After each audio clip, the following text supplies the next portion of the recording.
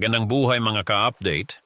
Narito ang weather update ngayong Martes, Enero 13, 2026. Patuloy ang amihan kaya malamig pa rin ang panahon sa Northern at Central Luzon. Ramdam ang lamig sa Baguio City na umabot sa 14 na degrees Celsius, Benguet at Batanes. May mahihinang pag-ulan sa Cagayan Valley at Aurora at ambon sa Cordillera dulot ng amihan. Sa Southern Luzon, kabilang ang Quezon, Mindoro, at ilang bahagi ng Bicol Region, inaasahan ang kalat-kalat na pag-ulan. Sa Visayas, generally maayos ang panahon buong araw. May kaunting ulan sa Samar Island, bandang umaga hanggang tanghali.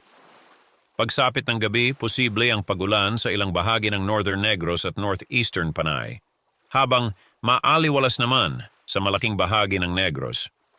May binabantayang low-pressure area na nabubuo sa timog silangan ng Mindanao at posibleng pumasok sa Philippine area ngayong Martes. May tsansa itong lumakas sa mga susunod na araw, kaya patuloy ang monitoring. Sa ngayon walang direktang epekto, pero pinapayuhan ang mga residente sa eastern areas na manatiling alerto. Huwag kalimutan mag-follow sa ating page and i-share ating video para updated ka lagi sa lagay ng panahon.